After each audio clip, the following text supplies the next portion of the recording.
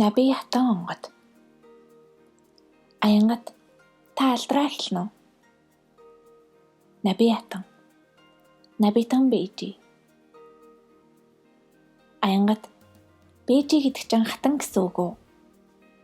Наби хатан. Баг хатан гэсэн үг. Аянгат таныг Хувлаа хааны үеийн түүхийг тодолж өгөөч гэж уран залсан юм. Наби хатан. Ямар түүхийг вэ? Аянгат бидний хийж буй хатан судрын үйлэнд Чимбай хатан ирж Хувлаа хааны тухай айлцсан.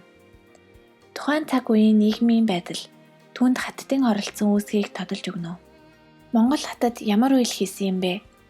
Хувлаа хаан гэж ямар хаан байв? Алдаа оноо нь юу байсан юм? Та хэдийд ирж хатанд өргөмжлөгдсөн бэ гэх мэтийг айлдаж өгнө. Наби хатан. Чимбай хатныг ахуйг хатан болон өргөмжлөгдөхөд тэрээр намайг баг хатан болгон өргөмжилжээ. Их нутгаас Хонградын хотгоос ёсолж авсан болно. Учигтаа хаадын алтан язгуурын хэлхийг юр тасалж боломгүй. Энэ хоёр хотог аймгийн эрх Хүн холбооноос эрхт төрийн хаан хөвгүүд төрнө. Би бээр баг ясан язгуур багтан анчин гарлын охин. Иймээс их хатын угсааг салгамунгүй гэж Бээжэй намайг Хонградаас татаж хатан болгосон ёс буй.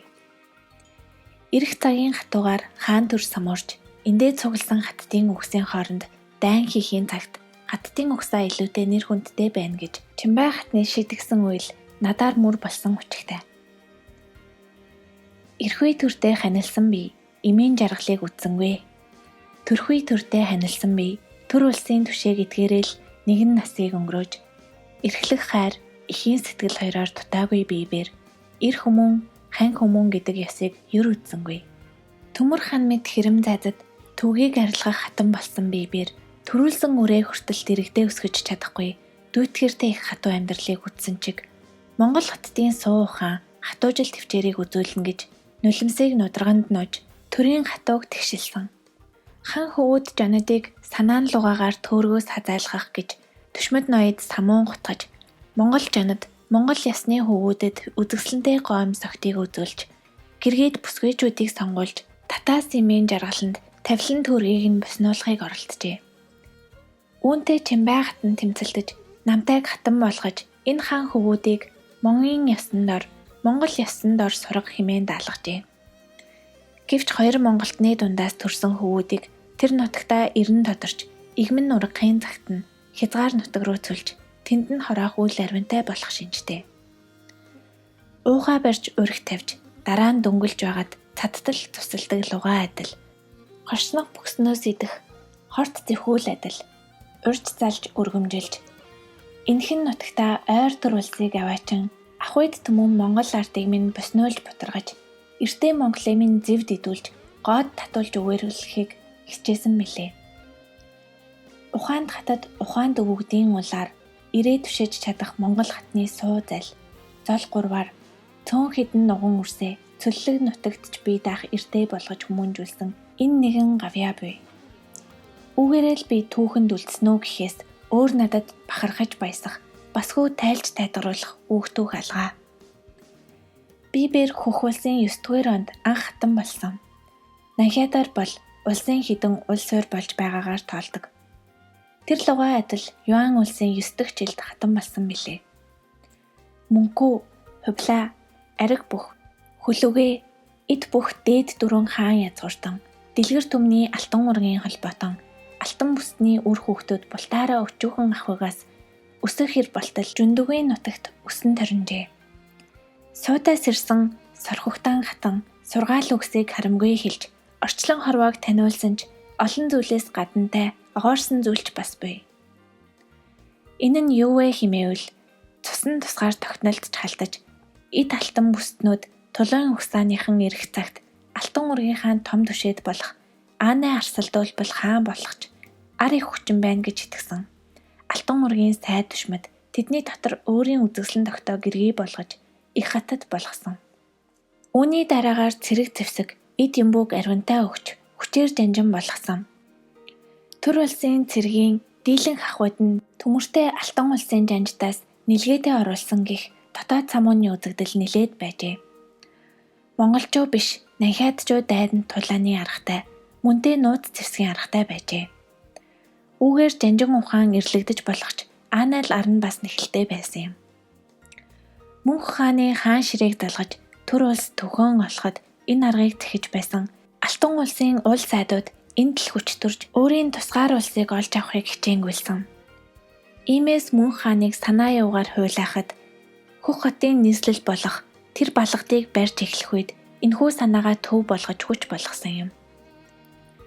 Энэ балгадыг үзэсгэлэнтэй сайхан болгож ол зэдийгээр дүүрэн байлгах гэж дэм мөхч байж сүртэй сайхан балгас байгуулсан. Ингээд аюулыг төр улсаас зайлуулад болох ахуй ятал түүнээс илүү шунсан ихэс сайдууд Хувлай хааны нэрийг барьж Хутагт хаанд өргөмжилсөн. Ганц хаан үгүй гэж хэллээж доор нь бүхсайд тийм гэж хэлээд хаан болдог тавиланг тэнд үзүүлсэн юм. Ахтайгаа, арантайгаа эвлэгч биш, муудалцагч биш, энхэн ардаа хаягч биш, олгоч биш болсон. Ингэхүй дор удалгүй мөнх хаан учир битүүлгээр өөд болсон. Ингэж хаан болгосон суурийн чимээгүй байсан олон заалт ёсоор мөнх хааны зарилгаар ариг бүхийг хаанд өргөмжилсөн ясыг эсэргүүцэн түмэнд цойрайтуулж Хувлай хааныг Хутагт Монголын хаан болгож тусгаар улсаа байгуулж тугт тугаа нэгтгэж нүүдэлчин дорны хаан биш нүжиж цустан бүхний хаан болно гэж өргөмжилж салсан юм. Ариг бүх бол нүүдэлчний хаан. Харин Хувлай сэцэн бол нүжтэн бүхний хаан гэж. Ингэж ялгуурлаж дотоод самуун илгээсэн учиртай. Хаан хүмүүн дам биеэрээ, хатан хүмүүн дам биеэрээ ямар ч өргөмж цолгүй эглхэн хүмүүн байгаад үрээд тэтгэж явхаас өөр заяагүй. Гэвчиг хаан болоод хатан болоод байгаа мөн учигт доороо хуваасан олонтой хураасан олон дээдхээ шүтэх сэтгэл итгэлтэй байж цогцолдог. Ийм самуун төгшүүлье гэж санаагүй байтал доотх нь хуралдаж толгоогоо тохиочихсан байхад хаашаа зүгтэх вэ гэдэг ял Хувлай хаанд ногдсон юм. Энэ утгаа ариг бүхт хэлэхэд санаа үгүй байхын дор ахтанд өдийдээ хаан суухад доотхоо захирч чадахгүй дорой болно гэж юу байх вэ гэх үгээр эзэн гин. Иймд ч тус тусын замаар явъя, тугт төрөө тус тустаа байгуулъя, хэн өндөр сүлдэнд мандаж чадна, түүнийг түмэн олон дагтахай гэд ив эвлэрсэн улсын эрхүү хоёр хаан төрсөн төвхтэй. Олны олзоор хуралдсан учигт эр нөхөр болох Хувлай хааны төр илүүтэй хүчрхэг болоод байсан чиг дотроо барьцаа болсон сүлжилтлэгээр бараггүй их тухалдaltaй байна. Нэг нэгнээ дөнгөлсөн нэргүй олон сайдууд, бие биеэ барьцаалсан бэлэггүй олон улсууд, тэдний жишг болсон тэрхэн дотор хаттын дунд гагц Монгол хатан болох Чимбай хатан өөрийн биедээ түшиг хувь арын шиндаа нүмер болгож их хаттын хугацаанаас намтайг тэр жил эрхэм хатан Бээжи болгон авч иржээ. 7 ондоо хатан, 7 ондоо улс, 8 дахь хатан болж бие ирж байсан юм. Ингэснээр хаттын суудал дотор Монголтны тоо ихсэж, Монголтны тоо ихсний хариуд Монголын хүч ихсэж, Монголтны үгийг илүүтэй сонсох гэх сэтгхүйтэй болно. Барьцаалагдаж байсныгаа барьцаагүй нэгнийхээ үгийг сонсохоор чөлөө болгож намтайг тэнд оруулж өгөв. Учигтаа бибээр хонгироо дотгийн их сайдын охин ураг, отчигэн ноёноос улбаа сууртай. Бутахан удгун. Хэдэн Монгол хатад болсон бэ? Наби хатан. 2 Монгол хатан болно. Энэхэн байдлаараа давуутай хүч болж дарлагдсан Монгол хатанд нүмер болохоор ирсэн болно. Урд үе ухаан хатны суу залаар Чимбай хатан өөрийн талын Монгол сайд ноёдыг тэнд хурааж төхнүүлж дийлжээ. Барьцаалагдсан энэхэн амьдралаа багахан ухаан суу залаар хүч болгож чаджээ. Нэгэнтээ уул болсон төрийн төлөө ариг бүх хаан ирээд ингэж хэлсэн юм. Чамайг дагах нь намайг дагахаас ариун байна. Тиймээс энэ самуун байдлыг үтэр зогсоож би чамайг дагая. Гагцхүү чи өөрийг дагагсдыг хамгаалж дийлнэ үү гэж Хувлай хаасаа асуусан юм. Яг тэрхүү учигт би дэрэгдэн байсан. Нэгэнтээ би жолоо алталтын учраар хаан болоод үдийд суучихжээ. Жолоогүй түмэн минь өөр өөрийн санахаар зөвийг сэтгэж байна. Монгол үзэлтэн бол энд эрх мэдлийн төвд байдаг сүүдэр шиний хүүхэд адил бөгөөд түүний ард уцаар хөдөлгөж уяагаар үзүүлдэг түмэнтэй болчихож Энэхүү цагт чи намайг тулъя гэвэл бэрх болно. Чи хаан болтугай. Харин би чамд дагаар орж, өвдөг сөхөрч, бууж өгье гэж хэлсэн юм. Энэ учралдоор ариг бүх хаан боломгүй. Дагуул олны сүүдрээсээ хамаарад ах та хаан бол бүлээн хөвлөнөөс бүлтэж унснараа ч биеэр таах билээ. Иймээс зүүн ясаар Монгол ухаанаар би таныг дагах нь зөв. Хөрсдөд хөл орснороо ч тэр, хүмүүний цусан нүдийг анх харснараа ч тэр, хүмүүн олныг дагуулснараа ч тэр ах та сүр бараатай билээ. Иймээс арга сэтэж та зүйг олдохай гэж. Энэ болтол ариг бүх хаан, Хувлай хаан хоёр бие биедээ муудалцах нэрийгээр эд мөнгийг Ар Монгол, Суурин Монгол руугаа гушуулж явуулдаг байсан юм. Гэтэл сүүлийн дайнаар бидний энэ нууц эвэн тэтгэлэг, бидний албаар ялагддаг байсан нь ноёдын нүдэнд баригдаад яалтчгүй бид Монгол цэргийнхээ цусыг үзчихсэн юм. Иймээс энэ л үеэр төгсгөе. Цаашид Монголыг хүйс тэмтрэх аюул нөмөрхөн гэж эмээгээд энэ л дайны үрээр учиг юуг сэлхийн тулд нэг тийш нь болох хэрэгцээ гарсан. Муудалцсан хоёр хааны дүрээр явж байгаад Монголынхон талыг ялуулаад дагаар орчихъя гэх бодол боломгүй болж ирсэн юм. Ариг бүхийг албаар олон дайнд ялуулж байгаад Аанай Хувлай ялагдаад тэнд ариг бүхийг толгой хаан болгочихъя гэх явдал ил болсон тул ингэж боломгүй болов. Иймээс өөр арга сэтгэхийн тулд ялсан байтал, хүчтэй байтал Хувлай хаан болохгүй бол ард түмэн ноёд төшмөд эзэлсэн тэр том улс эргээд нүдэнд хийсэх хамхууллуугаа адил очинд авалцах хуурай үслуугаа адил үгээрэх аюул ирсэн тул ариг бүх бууж өгч Хувлай хаан түмний хаан болсон. Аргаа мэдэхгүй тэмүүллээ тодорхойлоогүй хаан болоод тэр их орон зайг нөхөхийн тулд тэнгэр дээд эцэг хүүхдийн сургаалаас авахуулаад тэртээ бурхан шашин мөргөд сайд мэдлэгтэн зурхааж бүхнийг бараадхаас өөр барьц үгүй тэмдрэл үгүй болсон. Иймээс Чимбай хатан номтын өргөөг тэгшилж бүртээ хатны хурааж Есү болон Есүгүн хатны ариужуулж Сорхогтаан хатнаар аюулаас зайлж чадсан энэ л судар бидний чиглэгчийг болсон билээ. Гэвч тайлж уншихад бэрх нүүж хөдлөхөд нүүдлийн орон гарцад шатаж устгагдах аюултай. Иймээс нүүдэлчний соёлыг суумал түмэнд тулган хийлгэхэд бэрхтэй байлаа. Эндээс нүүдлийн соёлыг даяаршуулъя гэдэг анхны сэрхүү гарсан юм. Гэтэл олон мянган хүмүүн амт нахиад улсыг нүүдлийн соёлоор тэжээж чадахгүй. Тэд амуу буудайгаа л авч байхгүй бол олныг тэжээж дийлэхгүй нь тодорхой. Монгол түмэн бол уужим нутагт цөөхөл амьдарч буй нүүдлийн соёлоор бадардаг улс. Алтан болоод сүн, хам болоод дагуур улсууд багшран сууцгааж амуу буудайгаараа тэжээгддэг. Иймээс энэ хоёр яавч бие биедээ дүүцэж нүүдлийн соёлоор бадарна гэж байхгүй. Энэ л учраас тус тусын бүслэлийн цааз гаргаж их ясаараа бүсчлэн хувааж хүүгijil сүлбэл нэгний дутууг нөгөө дарилжих хэлбрээр тэгшилбэл зүйтэй гэдгийг сэтгэсэн билээ. Иймээс ар улс, өвөр улс, хажуу улсуудыг эрхлэх аж ахуйгаар нь нутаг заасан. Эндээ тохируулан төрийн бодлогыг авч төрийн ноён нуруу нь ийм болсон. Бидний үед дөнгөж хөлөө анхлан гიშэж байсан тул хойштын хатад хэр зөв бодлого барьсны улыг тодлох бизээ. Амьд ахуйд нь намтай зовлон юу хэмээвэл хэрвээ бүсийг хамаарсан Монгол ноён байх хаваас түүний доодох нь дэрэгдэх нь тэр улсуудын толгой хуучин сайд ноёд байх нь олонтой. Тэдний улбаалж ирсэн ёс бус авирыг бид засах үед үнэнхүү бэрх байсан. Мөн улбаалан төрөх энэ улс урыг авах хөвөөд үрсийг заавал өөртөөсөө зайлуулна. Тэд монголчууд чиг эвлэж андын гэрээгээр үйл хийхгүй. Харин биеэ барьцаалж ясаа хазалцаж байж үйл хийдэг. Би үүнийг хийсэн бол чи үүнийгээ өг. Үүнийг чинь авна гэж дайрах дайсагнал донд үйл хийсэн тул эзэн Чингис хаан шиг ариунтай их хураар үйл хийж чадахгүй. Үргэлж хөшүүрэгтэй, хөшөнгөтэйгөр багхан ярдаг нохойд хазуулсан лугаа адил янаглан хөдөлжил байсан түр. Тэд зүгээрч байхгүй альва эрх мэдлээг өөрт авах гэж зүйтэй хідэн сайд руу үзүүр мэс сутгаад л зөв буруу хоёрын дэнсийг буруутайд тайлж зүтгэцгэн. Энэ буруу сэрхүйг хэрхэн яаж цаазалж засаглахыг ухахуйд бэрх он жилүүдийг туулсан. Толгойг нь авчихгүй яасан юм бэ гэж та нар хэлж магад. Тэгвэл хүмүүн төрөлхтний 3 хүмүүний 2-ын толгойг авах хэрэгтэй байсан цаг шүү дээ. Бүгдийнх нь сэрхгүй тийм байхад яаж бүлээн усаар эвлүүлж мандан бадрлыг үзүүлэх вэ гэдэг хэцүүтэй байсныг ухаарах хэрэгтэй. Энд нэг л арга байсан нь юу хэмээвэл оройн дээд ясаа хуулийг бүх оронд хэвшүүлсэн 10 жигчид эренбэлсэн их ясаа хууль болно.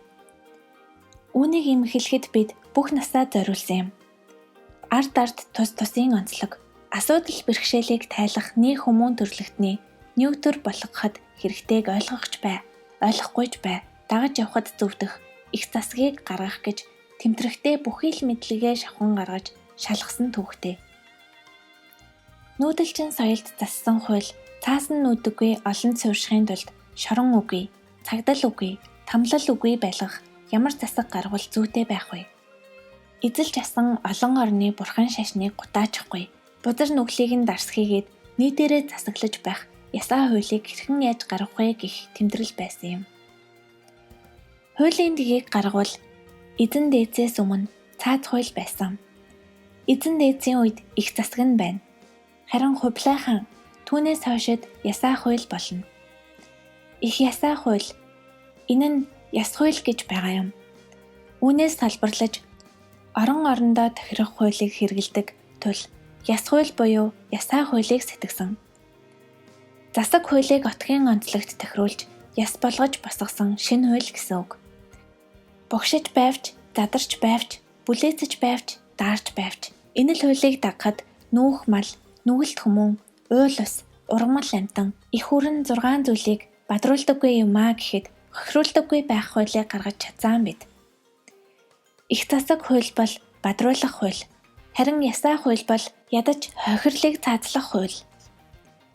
Иймд аюулыг бид өөрсдөө үүрч ар Монголдоо нүүдлээрээ нүглээс хол амьдрах эрхчлөөг олгож нүглээ энд хэрхэн яаж хориглож аж төрөх вэ гэдгийг сэтгэж энэ л орон зайд бусдад дөнгөлөгдөж аж төрсөн ийм л ихэс ядгуур нэрт хүүхэлтэй нарын домог юм. За өчиг зүйл минь энэ билээ. Аянгат Хувлай хаан хувь хүмүүнийхэн хувьд ямар шүү хүмүүн байсан бэ? Наби хатан зөөлөн хүмүүн байсан. Зөөлөн ч учраас ах トゥ дөрвөн ирээс элэг тэмдрүүлж хүүхэлтэй болсон гэмтэй. Аянгат хэний хүүхэлтэй болсон гэж. Наби хатан 6 улсын хүүхэлтэй. Аянгат яаж 6 улсын? Тэдний сайд нарын хүүхэлтэй болсон гэж үү? Уг нь миний бодлоор монголчууд тэднийг эзэлчихсэн. Хаан нь болчихсон. Тэгээд хаан юм чинь тэг инг гэхэд л юмыг нь хийлгмээр юм. Наби хатан чи хаан байж үзээгүй учраас тэгж байна. Ботахон үдгүн. Тэр бүх улстай тохируулж харцах гээд яваад байсан гэсэн үг үү?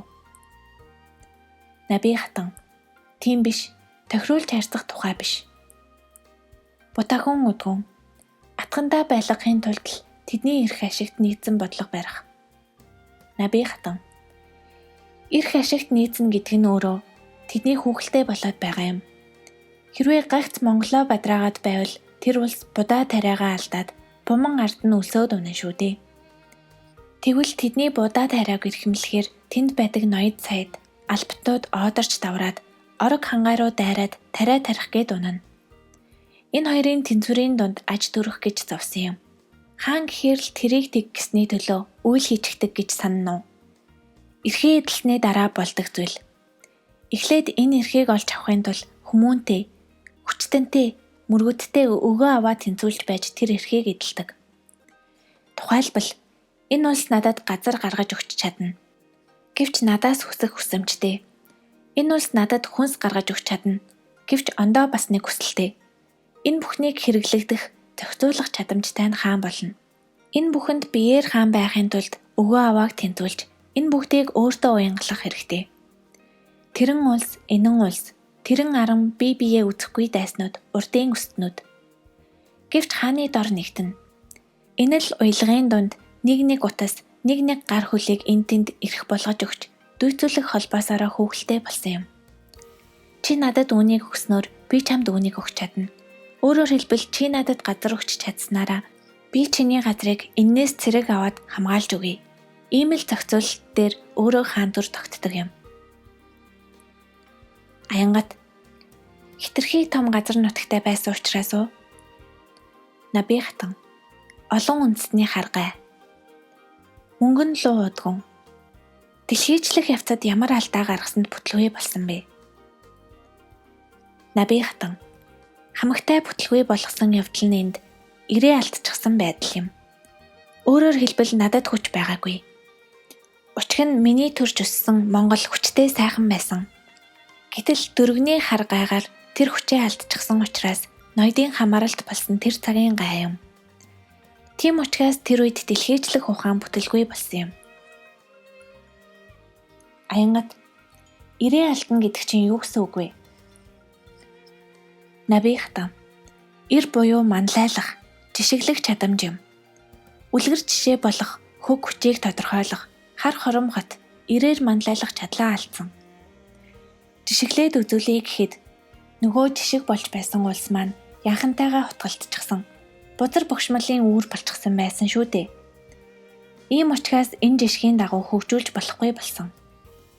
Түүнийгээ бас цэвэрлэх үйл лайтайгаа хутгалтчихад энэ бузрыг дуурай гэх ямар ч дагуулах чиггүй байсан.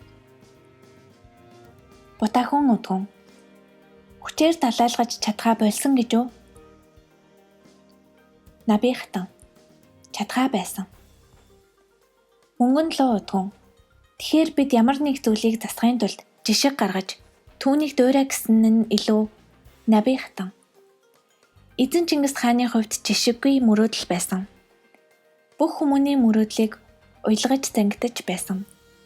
Гэтэл өнөө мөрөөдөл чинь жишг болоод энэ сайхан улс байна гэд гараад ирсний дараа өнөө баг хаадууд маань болох эзэн хааны ачнаар хүүгүүд маань гараад ирсэн. Гэтэл яг энэ сайхан мөрөөдлөө дөнгөлөөд бузар тутгаад хайчихсан. Хүмүүн үзвч яавч сайхан байж чадахгүй. Өнөө мөрөөдлөөсөө хазаажчихсан нийгэм гараад ирсэн юм. Тиймээс оройн чиг үзүүрээ алдчихсан учраас хойноосоо дагуулах чиггүй болчихсон нь ирээ алдчихсан гэдэг үгч юм. Тиймээс цаг хугацааг хүлээх, дахиад мөрөөдлөөрөө уйлгадаад тэрийгээ алдахгүй дэлхийжлэх мантахаас өөр аргагүй болсон юм. Монголчууд мөрөөдлөөрөө нэгдэж чаддаг давуутай.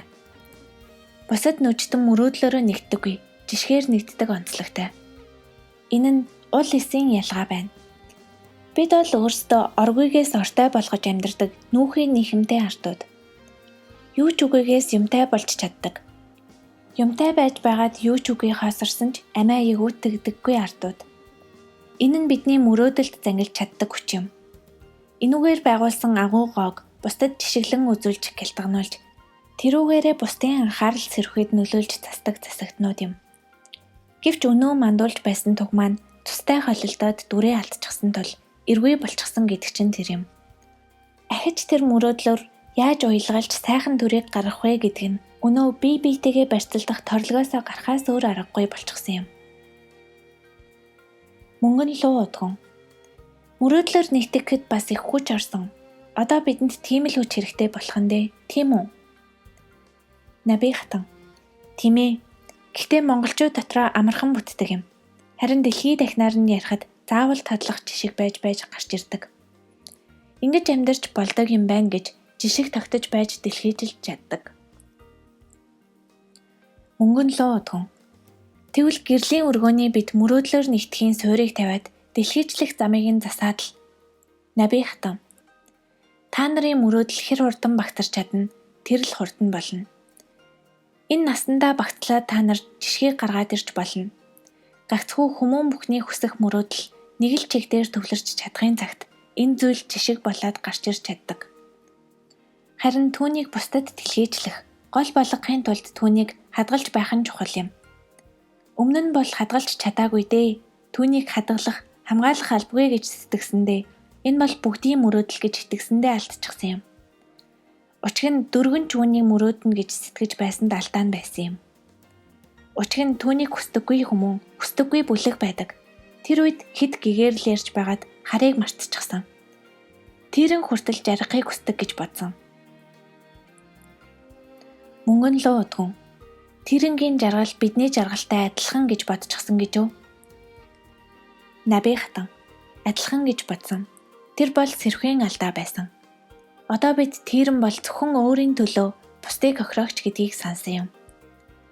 Өөрөө зовж байсан ч бусдыг зовоож байвал баясаж байдаг гэдгийг ухаарч авсан тул энэ алдааг дахиж юу гэж гаргах вэ? Учир нь тэр цагт тийрэнд хүнлэг хандчихсан юм байна лээ. Эрхийг нь олгоод энэ биеийнхээ жаргалыг цогцлоо гэд нэг мөрөөдөлтөө хамтдаа авч үзтэл бусдын зовлонгоор жаргал хийдэг тэрэн зүйн арилаагүй. Мөнгөн луу удгун. Гэхдээ тэрнгээ танихгүй байсан шүү дээ. Таниагүй биз дээ. Наби хатан. Таньж байсан ч ижил мөрөөдөлтэй жаргахыг хүсдэг гэдэгт хит хэтгэлтэй байсан юм. Мөнгөн луу удгун. Дөрвөн хатныг таниагүй байсан юм шүү. Наби хатан. Таниагүй байж болно. Ер нь таныхын тулд эхлээд сэрэмжлэх хэрэгтэй байдаг юм. Учиг нь бүхний хүсэл ижилхэн тийрэн байгаад хамгийн дорд хүмүүнч бай, бурхан байгаад дээд тэнгэртэйч бай. Яг үүнийг л хүснэ. Энэ бол үнэхээр агуу, гоо гэд итгэжсэн байсан учраас ямар ч сэрэмж байгаагүй тэр үеийн үзэл юм. Бүгд үүнийг хүсдэг, бүгд ийм байх ёстой гэдэг түгээмэл сэрхүүн өөрөө сэрэмж алддаг. Гэтэл маш багахан, ерөөсөө орчлон дэлхий дээр ганцхан хүмүүний тэгхийг хүсдэггүй хүслэл энэ хүсэл мөрөөдлийг минь түлхэж хайдаг. Бүгд ижилхэн хүсэлтэй байдаггүй ч энэ бол дийлэн хүсэл мөн. Гэхдээ тэр орон зайд багтдаггүй орон зай, хүсэл байдаг гэдгийг хүлээн зөвшөөрөх нь нэн чухал. Нүүдлийн соёлоор бадраад байлаа гэхэд нүүмэл ардл тэндээ жаргана. Будаачин ардууд тариа будаагаа алдах, мал ирж тариа алдуулах зэрэг лугаа адил эсрэгцэн харна. Үүнийг бид умартчихсан. Үзэж туулсны харгай гэж байна. Өгдийн хэлнийг зөвхөн өөрийнхөө үзэж харсан орон зайд л тайлж чаддаг. Энэ бол бидний хязгаар, хүмүүний хязгаар. Хичнээн гоог хэлж чадсан ч бид зөвхөн өөрийн тулж мэдсэний хүрээнд тайлж чаддаг. Тиймээс яг л тэр алдаа тэр үед гарсан. Энэ алдаа энэ үед ч бас гарна. Арайтай илүү гүцсэн нь агуу гоогоор тайлж, багтай нь балагтай багаар туусныхаа хэмжээгээр л тайлж байдаг юм. Тиймээс хүслийг багцлалаа гэхэд хүмүүний бүх хүслийг багцлж чадахгүй гэдгээ ухамсарлах хэрэгтэй. Тэр үед бол бид бүгдийнхээ хүслийг бүл болгож чадчихлаа. Бүгд үүнийг хүсдэг. Ерөөсөө л энэ юм байна гэж сэтгэж байсан. Гэхдээ бидний 9 хүсэл, багтарсан хүсэл, дотоод задаргаагаараа цааш задрахаа юу байдаг вэ гэдгийг таньж чаддаггүй. Ариун эдийг үзээд энэ эдл байна гэж сэрхүүйтээс нэг бүрчлэн үүний онцлогийг ажиж байгаагүй ийм л сэрхүүйтнүүд. Бидний хувьд энэ жижилхэн, яг л ижилхэн хэрэглэгддэг, яг ижилхэн үйлүүдийг хийдэг гэд юугаараа ялгаатай юр анзаарахгүйгээрээ алдсан юм. Бүр өнгөнд хүртэл ижилхэн байгаа энэ хоёр өргөн бүдүүнийг юунд тохируулж хийснийг ухахгүй. Юу агуулад нэг нь том, юу агуулад нөгөөх нь жижиг байдаг нь хүмүүний урд үгээс хамаарчгаж гэж сэтгэсэн. Урд үе муухан нь баргаар бүдүүнийг хийжээ. Урд үе сайдна нь ийм нэмгэн сайхныг хийчихжээ гэж сэрхүүтэй байсан. Тэгэхэд гагц үүнийг биш, өргөнийг нь хүсдэг орон зай байдгийг дутуу таадсан юм. Мөнгөн луу удгун. 950 сэрхүйд энэ анхааруулга алдсан юмнууд байгаа юу? Наби хатан. Байна. Тэгж алдсан учраас 950 сэрхүйг тэмтэрсэн юм. Алдаан дээрээсээ тэмтэрч олсон юм. Алдчихсан учраас энэ сэрхүйднүүд яагаад ажиллаад байна гэдгийг тэгж тэмтэрсэн юм. Одоо мөр болох үйл гэвэл 950 сэрхүй. Ингээд л гэгээр л нэмэгдээд байгаа юм. Тэр үед бид ийм сэрхүй байна гэд зөвхөн тоолоод байсан бол өнөөдөр мөр болгоно. Тэгээд эндээс бас юу дутчих вэ гэдгээс дараагийн гэгээр л гарч ирэх юм. Гэхдээ цаг үе өнгөрч байна. Өнөөдөр сэлэн бариад гадаа орилж гарч ирээд толгой завччих хүмүүн байхгүй байна. Тэр цагийг өртөөлөд гараад ирсэн нь өнөөгийн хэм юм. Тэгэхэд цаашаа амьдрахын тулд бидэнд илүү туулж мэдэх орон зай хэрэгтэй байна. Гэхдээ Монгол түмэн бол тосож бэлддэг ард түмэн. Өнөөдрийг бид тосож бэлдээд 950 сэрхүйг тоочсон, хэрэглэхэд бэлэн болгосон. Та нар хэрэглээд дараа юу хэрэгтэй болохыг бас тооцож гаргаж хэрэглэхэд бэлэн болгох ёстой.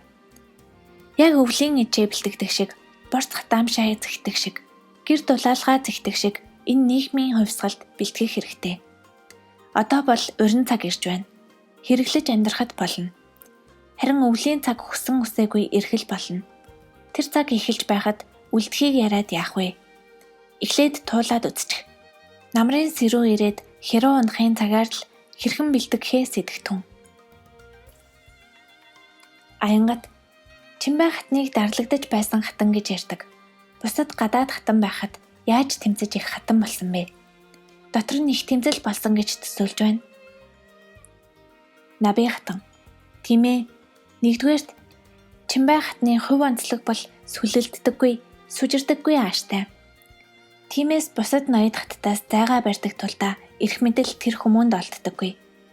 Гэвч түүний ураар дутагдах, түүний хаанд нөлөөлөх чадамжаар дутагдах Монгол сайдууд хаан өөрөө түүнийг бусад хатнаас эрхэмлэж нэр хүнд өөрөө өсөх гэдэг шиг тийм л зүйл болсон юм. Хоёрдугаарт хувь хүмүүний онцлогоос болоод тэгтлээ бусадтай татан харцдаггүй. Өөрт тааламжтай цөөн хідэн мөргөд цэцэнтэй ойр ханддаг тул бусдын гэдэг орон зайг нөхөх хэрэгцээ гарсан юм. Чимбай хатан бол хавчигдмал орон зайд дархан эрэхтэй хатан. Тэр далай ухаан нь бүгдэд хүндлэгдэн бишрэгдэнэ. Гэвч тэр хүмүүнтэй байн гарцаж болохгүй. Бурхан шиг хатан учраас бусадтай харилцах орон зайг зохицуулах, төвшөдгөх, ар болоод урыг тэгшлэгчэд хэрэгтэй болно. Бусад хаттын хувьд бол улс гэдэг үзлээрээ хаагдмал харилцаатай. Хэрвээ би энэнд тусалж авах манай улс ингэчхэн гэх учраас маш их хоригтой. Тэнд бол Монгол угсааны хүмүүн л бүх улстай харилцаж чаддаг учраас дахин нэг Монгол хатныг авч уялга хийж байгаа юм.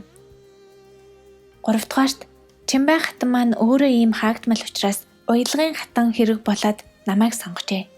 Харамсалтай нь уялгын онолтой үзэсгэлэнтэй бүсгүй олдсонгүй. Аянгат ойлголоо. Хувь хүмүүний зожиг чанар байжээ. Өөрөө өндөр чадвартай хэрнэ олон хүмүүнтэй яриад байх дургүй учраас түүнийг нь холбож өгөх өөр нэгэн хүмүүн хэрэг болсон юм байна. Харин та бол хүмүүний аргыг олдог, мэдлэгтэй, сэргэлэн олон хүмүүнтэй харилцаж чаддаг гэсэн үг үү? Наби хатан. Олонтой харилцаж чаднаа. Төрөлхийн авьяас агуул биеэрээ ажил зохицуулж чаддаг хүмүүн байдаг юм. Гэтэл энэ нь им хүмүүнд төлөвшөхөд бэрх. Наймаачин, пандчин байвал их хурдан суралцдагч. Энэ гэртээ их ямбанд суралцсан охид хүүхнүүдэд бол төлөвшөхөд бэрх. Гэвч агуу гоо болж манай эцэг төрийн өмнөөс харилцаж зөвлөгөө өгдөг төрийн их зөвлөх байсан тул эцгээ дагаад би ямар ч хүмүүнтэй харилцаж тэр хүмүүнд ямар зөвлөгөө өгөхийг эцгээсээ дуурайн тодлон суралцсан.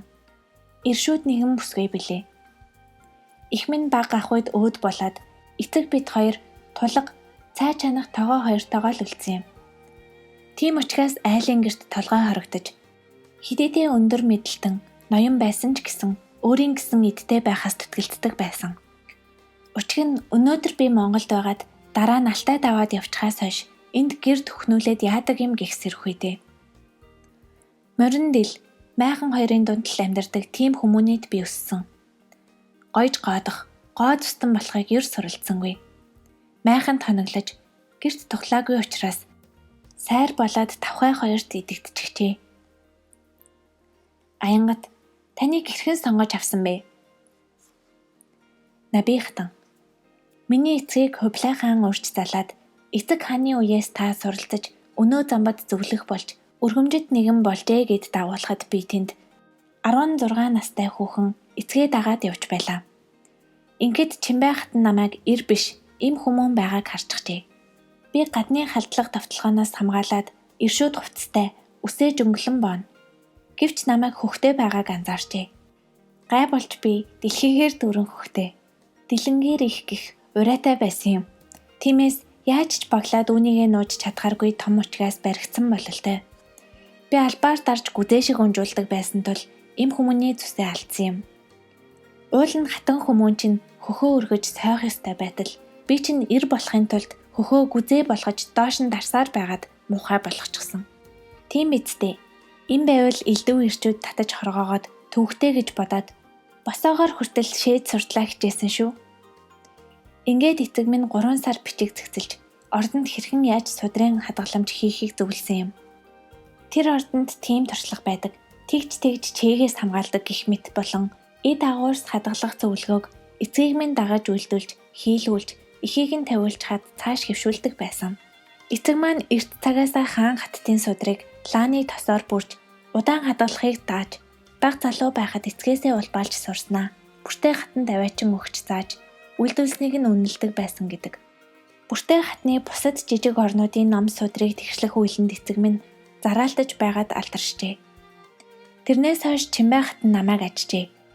Үе улбаалан бичиг хадгалах нарийн нууц аргыг аав минь эзэмшсэн байсан. Би айлын отгон охин. Их минь отгон намайг гаргаад байх ах үед миний дээр 2 бага ах, түүний дээр 2 их ах байна. 2 их ах маань дайнд явж хөнөөгдөж, их маань бас дайны үед самууруулж, 2-2 хөвгүүд тэгээ өвд болсон. Их минь намайг шатаж байгаа хөсгнөөс шидсэн тулдаа би амьд үлдсэн гэж хэлнэ. Харин нөгөө 2 балчраа аврах гэж арай том учраас зүгдэж зулгаалтаж байгаад хамтдаа шатаж өвд болсон гин. Энэ хэрэг хөх төрмөстэд их номын өргөө судрыг шатааж самуун үссэн тэр цагт болжээ. Аянгат бүртээ хатныг хорлох үед болсон юм байна. Наби хатан. Тийм ээ. Эцэг минь эхнэрийнхэн хувхай ясыг бариад уйлж байхад дэрсэн донд хүүхэд уйлах шиг болоход өөрийнх нь дардас тамгыг өлгөөнийх нь бүсэнд уйсан хүүхэд нэг мөрөө мулталчихсан, хавиргаа хугалчихсан хэвтэж байсан нь би гин. Аянгат тэгвэл таал ганцаараа тэндээс үлдсэн байх нэ. Наби хатан. Мэдэмгүй. Ингээд тэр уйлга охиноо олоод ястай игмээсээ салгаагүй өсгсөн. Мөрн мултарсан, хавирга нь хугарсан намайг хөхөж чадахгүй байхад өсгөж тэнхрүүлж өөдөө болгосон юм. Нэг ийм амьд үлдсэн домогтой хүмүүс байна. Бутахан өдгөн. Та Монгол хүүхдүүдийг сургасан талаараа дэлгэрүүлж ярьж өгнө үү? Наби хатан. Би хатан болоод нуган хөвгүүнээ гаргахад ёсоороо их хатан авчихсан юм. Өөрөөр хэлбэл нахиад хатан. Ингээд Чимбай хатны эхний хөвгүүнийг ч авсан гинэм. Гэтэл тэр даруйдаа 2 хөвгүү маань өөд болчихсон тул ахиж тэр ёсыг дагахаа байсан. Хамгийн дээд талын хатан авч болдог бол хамгийн багадаа захируулъя гэд Хувлай хаан зарлиг гаргаад би олон орны хан хөвгүүдийг хүмүүнжүүлэх болсон. Уул нь бол хамгийн ихэнд авсан их хатан дэрэгдээ авч өсгөж хүмүүнжүүлэх ёстойч хариуцлага алдаж 2 хан хөвгөн жононгийн аминд хүрсэн тул тэр эрхээ хасаалсан. Аянгат тэр хятад хатан уу? Наби хатан. Тийм. Намайг очиход их хатан болсон байсан. Бутахан өдгөн. Хааны угсааны Монгол хүүхэд болохоор зориуд хороогоод байна уу? Наби хатан. Магад тийм. Тэр нь тэр хатны буруу биш. Илүүтэй санаа явдалтны буруу. Тиймээс эрхийг хасаж намтайд өгч. Ингэж тусгай ордон байгуулад тусгай зэргүүд гаргаж байгаад хамгаалсан. Хүүхдийг хувь хувьд нь цэрэгтэй байлгаж хамгаалсан. Өндөр хамгаалалтанд ор үрсийг амьдруулсан. Аянгат Хувлай хаан олон их нэртэй байсан уу? Наби хатан. Тийм ээ, 8 гэргийтэй. 8 дахь хатан нь биебэр. Татвар им гэвэл олон бий. Аянгат хамгийн бага залуу нь байсан уу? Та өөрийгөө гүзээ шиг мэмтэй, царай муутай байсан гээд байгаа. Тэгээд хаан хүмүүн яаж таныг тов? Наби хатан. Намайг бол эр хүмүүн тоогооргүй байсан. Сайр тавхай 2-т ялагдсан хүмүүн гэж хэлээд байхад тэрэн дор намайг ерөөсөө эр хүмүүн гэж харддаггүй байсан. Эр хүмүүн ч гэж харахгүй. Доожоогүй, мөрөн шуфтан инээ тэрэгээд. Тиймээс би цэрэгт явахгүй. Эцгээ дагаад л судар зөвөөд явж байхдаа таарсан тийм амтан байсан. Эр хүмүүнч биш, эм хүмүүнч биш. Аянгат тэгээд та яаж тоогдсон нь сонирн байна шүү дээ. Наби хатан. Өнгөөр гойдож, ойгоор ингэсгэцсний хүрээнд эм хүмүүн болоо үсттэй. Сайрыг ялбал эм хүмүүн болчихноо. Тавхайг угаавал эм хүмүүн болчихалгүй л яах вэ? Надад ямар эргэтэн дутуу байсан биш. Аянгат Чимбай хатан таныг хатан ясан сургасан юм байна шүү дээ. Гоодох гэдэл. Наби хатан. Би толинд өөрийгөө хүртэл хараагүй шүү. Ерөөсөө тэгж өсөөгүй. Би ямар ч дүр төрхтэй байдгаа толинд ч харж үзээгүй өссөн. Аянгат тэгээд хатан болчиход гой хувцас өмсчгөөд харсан чинь ямар байсан бэ? Наби хатан. Толинд өөрийгөө хатан хувцастай анхаарчхад Би ийм юм байна л гэж бодсон. Өмнөх дүрээ хараагүй учраас харьцуулах сэтгэхүй алга. Ботахон өдгөн. Таны өсгсөн хүүхдүүдээс алдартай, үе залгамжилсан хүмүүн байна уу? Набихтан. Дараагийн хаадын уул суур бүгд Монгол сэрхүйтэй болж, бүр гөрьөө ээжтэй, Монгол эцэгтэй хүүхэд хүртэл Монголч чин зүрхтэй болж өснө нь миний гавьяа гэж бардам хэлнэ. Монгол ээжтэй байна уу? Гөрьөө ээжтэй байна уу? Сартуул ээжтэй байна уу? Хижир ээжтэй байна уу? Түрэг ээжтэй байна уу? Татар ээжтэй байна уу? Хамаагүй. Энэ зүрх сэтгэлдээ их орон, тусгаар тогтнол, тэр бүхнээ л тээдэг үр хүүхдийг өсгсөн. Ерөөсөө ялгуурлыг заагаагүй. Тиймээс үүнийг би гавьяа гэж сэтгэдэг юм. Ботахон өдгөн. Танд өөр ингэж тодлох үйл байна уу? Набихтан. Ярддаг хүмүүний үйл бага байдаг юм да. Тэнд тийм юм ярьснаас өөр тодломжгүй байдаг юм. Ярддаг хүмүүн яриагаа л сайн хийж бусдын үйлийг өнгөлдөг. Би бол Чимбай гэдэг хатны толтыг өнгөлж байсан алчуурна. Өнгөн лөө өдгөн. Таныг Чимбай хатан Монголоо бодож уялгын хатан болгож авчирсан байна. Та уялгын хатан болохоор тэгж тоогдохоор чадварыг аваасаа сурсан уу? Набихтан. Хатан ухааныг эцгээсээ сурсан. Чимбай хатнаас дутуугаа нөхөж авсан. Түүнээс эр хүмүүнээс бүх хатан ухаан гарч ирэмгүй. Тэсвэр төвчээр юуг зольж чадах тэр бүх сэрхий оюун ухааныг Чимбай хатнаас суралцсан. Агуул мөн чанараа, бусдыг урин дуудах, оосуу залийг хэрэглэх ухааныг эцгээсээ суралцсан. Гэтэл хатан хүмүүний онцгойрох мөн чанар, төвчих, золих чадамжуудыг Чимбай хатнаас суралцсан юм. Тиймээс Чимбай хатан ээжтэй гэж хэлж болно. Аянгат, таныг сургасан хүмүүс дунд охид байдаг байсан уу? Та тэдэнд хаан хатан ухаан зааж байсан уу? Судар байдаг байсан уу? Юу заадаг байсан бэ? Набихтан. Охид байна, хөвгүүдч байна. Чимбай хатан хүмүүнд юм тайлбарлахдаа маруухан. Гэхдээ үүнийг тайлбарлаарай гэж багтлахдаа сайн. Бэлтгэхийг Чимбай хатан хийж, заахыг би хийжээ. Тиймээс бид хоёрыг бас салгаж ойлгоход бэрх. Аянгат. Чаддгаа нийлүүлээд сайхан төгс болгосон юм байна. Набихтан. Би бол хүмүүн ухаартал жишиглээд олон янзаар хэлчихэж чадна. Чимбай хатан ойлгов байвал бай. Нэг удаа хэлбэл барав гэдэг хатан. Иймээс хэцүү. Бид хоёр нийлж бүтэн болж байж нэг хатны дайтай үйл хийдэг юм. Зан төлөвшхийн тулд туулах амьдрал нэн чухал. Чимбай хатан бол ээжийн өврөөр өсөж, хатуужиж өссөн. Язгуур сайд эм хүмүүнээр хатуужсан хатан. Харин биебэр замбраагүй, эрдэмтэн хүмүүнээр зайдан сууж сурсан хатан.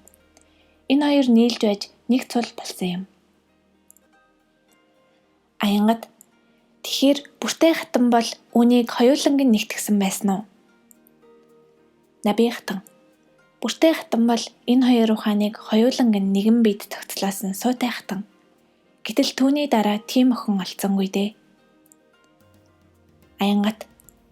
Бас бэлтгэлгүй байсан байх л та. Эцэг ихүүд нь. Набихтан. Тийм ээ. Аянгат. Дөрвөн хатны үед энэ алдагдчихсан юм уу? Набихтан. Бүх ойлгохтой охтыг яхан болгосон учраас энэ дэг алдагдсан. Охин төрүүлэх хэрэггүй гэж чигшдэг болтол. Хонгородод сургасан байсан тэр охтын үеийг таслахын тулд гэрт байсан, хатан сургаж байсан бүх охтыг эргүүлэн татаж, татврын болгосон зэргээр нэг их орон зай алдагдчихсан юм. Тэгээд тэрийг буцааж төрүүлэхийн тулд хуучныг тэмтэрч байж багаар цаашлаад миний үеэс хойш багаар сэрсэн юм. Гэхдээ хол тасраагүй учраас ойрхон тэмтрээд олчихно. Айл твшүүлэхэд болохоор байсан. Нэрээ манай дээд имээ чинь тэгж байсан шүү дээ гэд 3-5 настайдаа ядаж сонсож байсан үлгэр туйлсан ойрхон байсан юм. Гэтэл ээж нь бол татвар юм байсан учраас хэцүү. Яснаас хазгаа өсчихсөн. Гэтэл эмээгийн үгээр сурсан хүмүүн бол байх. Ийм л нийгэмд хатад болж байсан юм. Ботахон өдгөн. Хувлай хаанд ямар Монгол сайд түшмэд байсан бэ? Набихтан. Олон байна. Хувлай хаан бол маш олныг хурааж цуглуулж, олноор тэнцвэрээ болдог байсан юм. Нэгэн барьцаатан гарч ирэхэд нөгөө олныг барьцааны эсрэгт байршуулж тэр бүхний цөм голд байдаг байсан. Яг дугуй тавгийг эргүүлж савхан дээр тогтоодогтой адилхан төрийг тэгж уран жолоодсан хаан тул би ихэр халдаахгүй. Тиймээс тэрийг илүү барьсан, энэ илүү барьсан гэхгүй. Төмөн олныг савхан дээр тавг тогтоож эргүүлэх лугаа адил тэнцвэрийг олж удирдах чадсан хүмүүн юм. Тэр уур ухаан үнэхээр суутай хатны л бүтээл байж. Бутаахан удгун. Ариг бүх хааны арга барил чадвар нь набихтан. Ойр байж үзээгүй тул мэдэмгүй юм. Ямартай ч хэлэх үгнээс нь бодоход их гүн бөгөөд мөртэй хүмүүн лугаа адил, мөн хатуу бөгөөд ширүүн тогшин лугаа адил. Хувлай хааныг би үгнээс нь сонсоход арай зөөлөн чучгаас хүмүүний арга ивэнд амархан ортогч амар мадлагддаггүй. Аянгат ариг бүх хаан яаж нас барсан бэ? Хувлай хаан хорилсон гэд яриад байдаг. Набихтан. Үгүй. Хувлай хаан хорлох гэж үйл юр хийсэнгүй. Харин манай талаас эсрэг болоод эрэг санаатай түшмэдийн дундаас гарч ирсэн байж болтошгүй өгөөсгөж чадахгүй. Ямагтай ч хааныхаа мөн чанараас дүүгээ гих эрхэмлэх сэтгэл байх тул тийшээгээ хор санаа юр агуулахгүй. Гагцхүү төрийн түшмэдээс өөрийн дураар замын бартааг арилгах аргаар зайлуулчихсан байж магадгүй үгүйсэхгүй. Хэрвээ тэр баригдсан бол дүүг нь алсан хэрэгээр алуулах байсан. Баригдаагүй учраас магадгүй гэдэг үгээр хэлж байна. Аянгат мөнх хааныг тэр үед дайнд явж байгаад халууны өвчнөр нас барсан гэж бичсэн байдаг. Гэтэл та түрүүн хэлэхдээ учир битүүлгээр гэсэн. Набихтан. Учир битүүлэг. Учир нь халууны өвчин байлаа гэхэд даруй арга хэмжээ авах аргыг тэнд өгөөдийн хаанаас хойш хөвшөөд сурчсан байтал ахиад мөнх хаан дээр тэр халууны өвчин гарч ирэхэд эмчлээгийн учиг их сонирхон байдаг юм. Би үнийг мөрлөж бас хардаж байсан учраас ингэж хэлээд байгаа юм. Гэтэ учрыг олсонгүй. Учиг нь халууны өвчин гэдгийг сэрэмжлэх гээд бүхэл бүтэн төрөөс их хэмжээний хөрөг юмбуу гаргаж судалж мөн түүнийг ангаах аргыг олцоод яагаад хаан дээрээ хэрэглээгүй юм бэ гэдг нь их сонирхон санагддаг юм.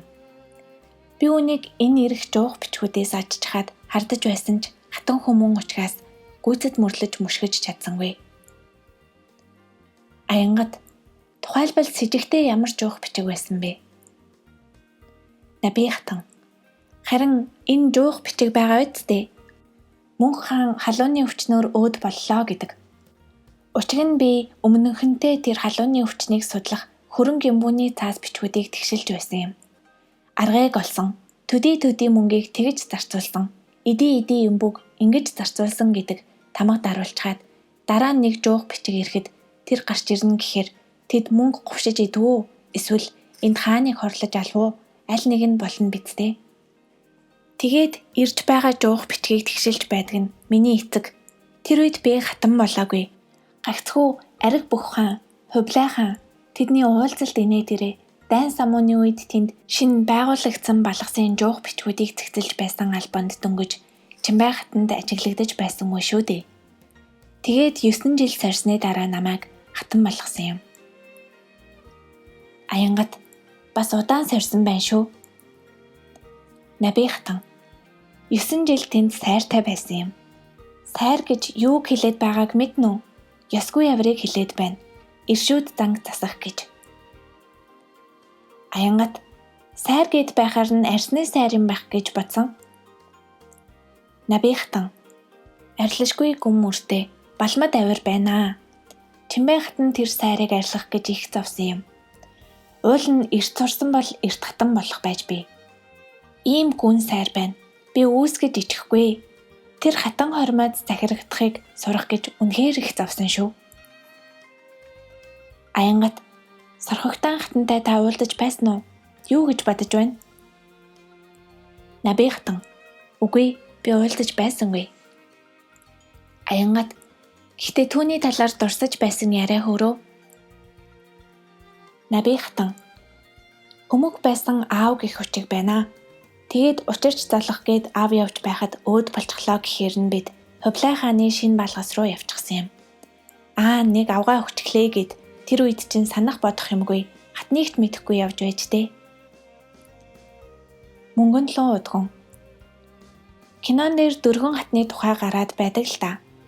Таны үедээ давхцуулаад Набихтан би дөрвөн хатантай уулзаж байсан. Намтай, цэгцтэй, нэн гоо хатан. Түүний биеэ авч явах үзэмж, түмэнтэй харилцах чадамж, дайлах цайлах болоод хүмүүний анхаарал сонирыг мэлаах чадамж, хэрэглэх үгийн гоо үнэнхүү бишрэхүй. Им хүмүүн болоод ингэж сайхан төрөмгүй яваа гэж уйлж хайлмаар агуу гоо дагна байсан. Гүнчийн удган. Нилийн хөгшин болчихсон байсан уу? Набихтан. Хөгшин байсан ч гэсэн түүний гоо үзэсгэлэн нар лугай адил гэрэлтэй. Түүний өнгө төрхөөр илэрхийлэх, түүний идээ таваарна, түүний цуглуулж хураасна нь аль ч улсад байхгүй агуу тансаг, гоо үзэсгэлэн агуулна. Нин сайхан. Аянгат та Хүлэг хаантай уулзаж байсан уу? Таныг байхад Хувлай хаан дээр ах дүүс нь ирж уулздаг байсан уу? Набихтан. Ирнэ. Айлтгал юуг нь жуух бичиг бүгдийг нь тэгшлэн. Би ахас дүүсийг тийм ил тод муудалцсан гэж бодомгүй. Хувийн захиа занаа эхэнтэй ирж тэгшлэн. Хувийн захиа байвал нийтийн захианаас ялгаж орон дотор нь өгнө. Хажууд нь зул орж байгаад уншуулна. Жуух бичиг ирсний дараа ийм хийхэд алдас хийх гэж байсан байх шүү би. Дүү минь тийм бишээ. Мөн л байна да. Энэ бол миний дүү. Энэ санаагаар энэ явуулга ирж байгаа юм байна. Гэх зэргээр Хувлай хаан ах дүү нарын дунд ивийг барьж, үйлээ хийж, мөн дайтахаар болоход хүртэл маш их ур чадамжийг гаргаж, тэр дунд сэм захиа хийж, хүмүүний ам багаар үргэлдэж, эдийн хохирол ариун байхаар тооцож үлддэг байсан. Учир нь бидний эдэлж хэрглэж байгаа хөрөнгө хүмүүнийх байсан учраас түүнийг ах дүү рүү говшиж өгөх хэрэгтэй. Бид төв худалдааны замыг нь булаагаад авчихсан. Тэд маань худалдаатай холбогдох боломжгүй болсон. Тиймээс худалдааны замаар явж байгаа гой сайхныг нь говшиж өгөх арга сүйгчлэх хэрэгтэй. Энэ бол дайн. Дайнд ялагдах бол нэн тохиромжтой арга. Тэгээд дээрэмдэхээрээ бие биеэсээ дээрэмдэж, дайн боловч нэг талаараа бие биедээ илүү дутууга хуваалцах арга юм аа. Тэрийг үлдэх гэж л ийм харилцаа холбоотой. Нүүрэн дээрээ илт байлдаад байдаг, ардураа эд солилцоод байдаг, тийм л нууц бүлгэн байсан юм. Аянгат нөгөөдүүлээс адуу мал авах нь байна шүү дээ. Набихтан. Адуу мал авнаа. Булга хэрэм өснөөс авна. Олдохгүй шир бүс авна. Дээрэмдээ тавчхна. Тэнд нэгэн төрлийн нэгнээ алж болохгүй тэнцэн болно. Миний цэрэг нэг иймэрхүү байна. Чиний цэрэг нэг иймэрхүү байна. Энэ нь дараа жинхэнэ дай болбол сургалт болно шүү дээ. Ингэж дайтна гэд үзүүлэн тоглоом шиг юм болноо. Ингээд манайх руу гарч ирвэл манайд байгаа ачаа таваарыг булаагаад аваад явна. Манайх дийлбэл тэнд байгаа ачаа таваарыг булаагаад аваад явна. Хиний тал тэмцээнд ялна, тэр нь шагналаа авдаг байсан. Тиймээс хоёр тал дайтахын өмнө ариг бүхийн тал, хүлээгүүгийн тал, өнөө адуу мал, булга хэрмээ заавал авчирна.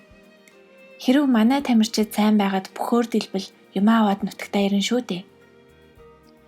Аянгат тэгээд тэнд чинь хүмүүн амтан өгдөггүй юм уу? Өхөн үсттэй. Набихтан. Өгөхийг хориглоноо. Ботахон удган. Хэрэлдээд байгаа юм шиг харагдах уу? Набихтан. Хүмүүн харахад хэрэлдэх бишээ. Үнэхээр байлдана. Мориноос унаад амийг нь авахгүй. Мөчийг нь хугалж өчөж болно. Тулалдах чадваргүй болгох хэрэгтэй. Тийм биз дээ. Амиа алдаагүй л болоо. Аянгат. Гэтэл хотолон үнжиг нэг дайн дээр яасан гэлээ? Набихтан. Бид баригдчихсан юм аа. Жигнэсээ амаа цусаа гаргаж байлцсан. Өмнө нь бол тэгдэггүй байсан. Бид ингээд дайн хийгээд нөгөө л заншлаараа идээ солилцох гээд явхад тэр дотор цэрэг салчихсан юм. Аянгат. Хин тийм юм хийснийг нь олсон уу? Набихтан. Олсон. Тэгээд юу гэж хэлэх юм бэ? Бид өөрсдөө тиймэрхүү юм хийснээрээ буруутай юм чинь юу гэж хэлэх юм бэ? Сайхан ялсан байна. Чамд цол өгье гэдэл суугаас өөр яах юм бэ? Дийлж чадахгүй байсан байна. Чиний цэрэг үнэхээр мундаг юм. Хүчтэй юм. Чамайг би баруун гарын сайд болгоё. Зүүн гарын сайд болгоё гэд урамшуулж тэтгэхээс өөр юу хийх вэ? булаа илчлэгдэн бидтэй. Аянгат нөгөөдөл мэдээр байж орсон уу? Санамсаргүй орсон уу? Набихтан санамсаргүй. Аянгат өөр жанжин бас санамсаргүйгээр орсон байх нь. Набихтан нөгөө талынх нь хуучныхан шигээ санаад ирсэн. Энэ удаа манайх ондоошчихсан байсан. Тэгээд 1-2 хүмүүний амь хөнөөгдөөд ирэхэд за энэ хэрэг бишидсэн байна гэд даруй бууж өгөөд тугаа унгаагаад цогтчихсан. Учраа олоогүй тул даруй нутагтаа очиод хаанаасаа асуух ёстой. Нөгөө хувлаа хаан чинь яасан бэ? Занаа нэрэгчгсэн үү яасан гэд. Тиймээс олон хүмүүний хохирол гараагүй ч яалтчгүй тугаа орхиод цогтаачихсан учраас ариг бүх хаан ялагдчихсан нэртэй. Цочир авчихсан. Энд дээрч бид буруутай. За ийм л байна. Нөгөө мэгт мэхэндээ унана гэдэг шиг юм болчихсон. Аянгат ариг бүх хаан бууж өгнө гэж ирсэн юм уу? Набихтан ер нь энэ хэцүү юм байна. Бууж өгье. Албан ёсоор байх ёстой юм байна гэд. Уг нь бол ингэж ялагдаж байгаад нэлийн том цэргийн хүчээр тэдний мал, эд хөрөнгө, зэр твсэг сайжраад ирэхийн цагт эзлэгдэх ёстой байсан юм. Тэр зур цэргийг нь ингэж ирлэж өгөх байв. Бид худалдааны зам тээж явдаг учраас эд мөнгөтэй. Тэнд бол байхгүй. Тийм учраас бид юмаа өгөөд тэдний цэргийг тэтгэж байх ёстой байсан. Гэтэл зорилгодоо хүрэхээс өмнө баригдчихсан юм. Нүднээ өөр хүмүүнд харагдахаар бол бид хүчгүй цэрэг явуулаад ариг бүх үнэхээр мундаг тулдаа ялаад байсан. Тэгээд бүр эмсэн хүртэл Баатар жанжин гэд мандаад ирсэн шүү дээ. Баруун гараараа Баатар цэргийг бүсэлдэг. Зүүн гараараа зүст морийг өргөдөг бүсгүйчүүд гараад ирэхээр үнэхээр ялагдахаас өөр яанам. Энэ ялагдаж байгаагийн учгаа нуухын тулд бас тэр мэд Баатар бүх охид хүүхнүүдийг үлгэр домог болгож нанхиадад цуу тараах нь нэн чухал байсан юм. Тэгж байж бид тэнд байгаа цэргүүдэд итгэж дараа нь ялагдах нүртэй болно үсттэй. Бүр эмстэй хүртэл ялагдах. Тиймээс энэ нь суумал иргэдэг угаах арга байсан юм. Аянгат ёстой л мэгт мэхэнтэй болчихож дээ. Набихтан тийм ээ. Харин эцэг өвгөө чигээ нэн гүн сэтгэж чадалгүйгээр мэгт мэхэндээ унсан юм аа. За тэгээд огуул биеэрээ би бол удган мудган гэд ойлгохгүй шүү дээ. Ихэс дээдэс эцэг өвгдийн үед бол толгой дараалан удган зайран байсан гэдэг. Тэдний толгой унсны дараа угаа залгаагүй нь олон. Бид төр барьсан учраас л баларсан, илэрсэн гэдэл муу нэрээ зүүхэд ичихгүй шүү дээ. Бутахан удган. Та яагаад угаа залахгүй байсан юм бэ? Ер нь уг байсан уу? Набихтан. Шалгуулж байгаагүй тул мэдэхгүй. Шахаадч болтгой солиорсон бол байсан гэж итгэгсэн. Мөнгөн луу удган. Өө, шахахаа болчихсон байсан юм уу? Аянгат та шахуулж байгаагүй юм уу? Набихтан. Би шахуулж байгаагүй. Тиймээс надад онгод тэнгэрт тоогдох заяа байгаагүй юм байлгүй дээ. Аянгат. Гэтэ та одоо онгод болчихсон байна шүү дээ. Та өчгээд юу гэж бодсон бэ? Набихтан. Жам ёсороо өгöd эрлэгт дэнсэлж үзтэл нэн сайн сүнс байна. Одоо чамайг дээд тэнгэрт залж онгод болгон сойрхъя. Ирээдүй хойчод чи буун. Их заяатай холбогдож эцэг өгөөд Чингис хаан шиг тийм их дээд онгодтой болоод тэдэнтэй хамт үйл хийн гэхээр нь хөөрөөд л. Тэгжил онгодын өргөөнд очсон. Онгодтой хүмүүний сэрхүй, онгодгүй хүмүүний сэрхүйн ялгааг тэнд очиод л мэдэрлээ. Өмнө өөр дээрээ онгод залж байгаад онгод болсон хүмүүн өөрөө шууд онгод болсон хүмүүн хоёрын сэрхүй бас нэн өөр байна. Тэр чин өөр дээр бууж байснаа төсөөлөд ингэдэг тэгдэг гэд мэдлэгтэй байхад би бол ангаанэцтэй юун орой зулаа хошногоор яагаад ортоггүй юм бэ гэдэл хошног илүү том цорхойтой зулаа нүхнээс хошногны нүх илүү том гэд амар ороход хазчихвал яах юм бэ? Хошног бол хазахгүй гэдэл. Аянгат нэрээ тийм байна. Би энэ тухай юр бодож байсангүй. Та их хөвгчлөлтэй хүмүүс юм аа.